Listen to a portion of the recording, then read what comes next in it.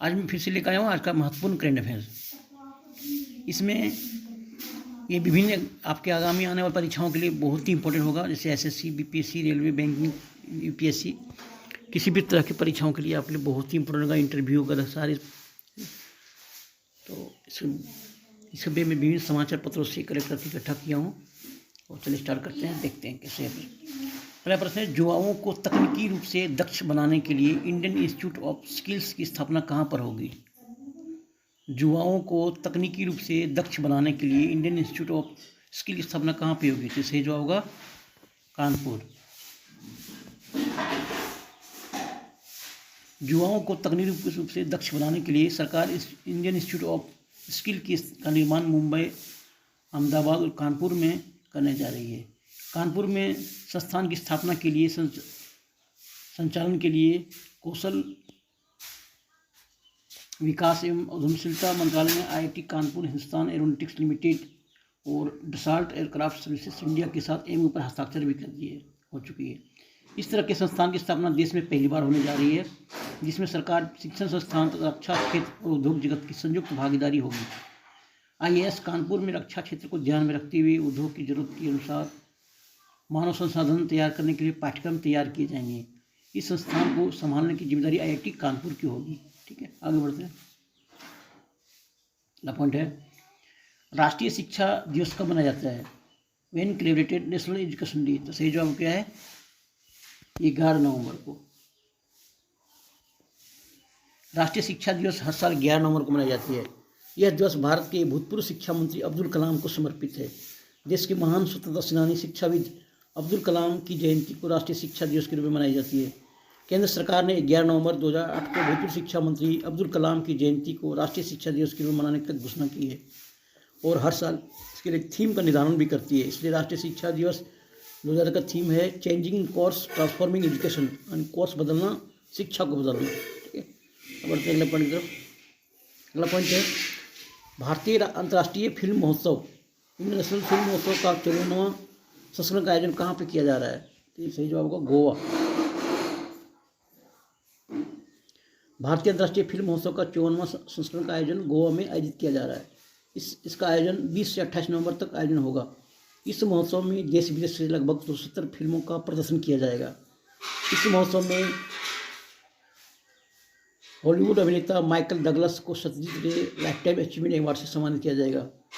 इस महोत्सव में ओटीटी प्लेटफॉर्म के लिए भी ओटीटी पुरस्कार रखा गया है। ओटीटी अवार्ड विजेता को 10 लाख रुपये की राशि से सम्मानित किया जाएगा। साथ ही 15 ओटीटी प्लेटफॉर्म से 10 भाषाओं में 32 एंट्री को सर्वश्रेष्ठ वेब सीरीज पुरस्कार से चुना गया है। ठीक है, अगला पॉइंट है, हाल में गुरुकुल नामक इंडस एक्स शैक्षिक श्रृंखला का शुभारंभ कहाँ किया गया है? तो सजा नई दिल्ली में। भारत अमेरिकी मंत्रिस्तरीय वार्ता कार्यक्रम के दौरान Indus x educational series launch की गई। इस एजुकेशनल सीरीज का मुख्य उद्देश्य होगा निवेशक और स्टार्टअप को अमेरिका और भारत के रक्षा इकोसिस्टम का मार्गदर्शन करना। इस कार्यक्रम में रक्षा क्षेत्र के स्टार्टअप और एमएसई शामिल हुए हैं। बैठक में स्टार्टअप, निवेशक, इनक्यूबेटर और उद्योग सहित सभी को एक मंच पर लाया जाएगा। अगला पॉइंट, बाल साहित्य पुरस्कार 2023 का आयोजन कहाँ किया जा रहा है? सही जवाब होगा नई दिल्ली में।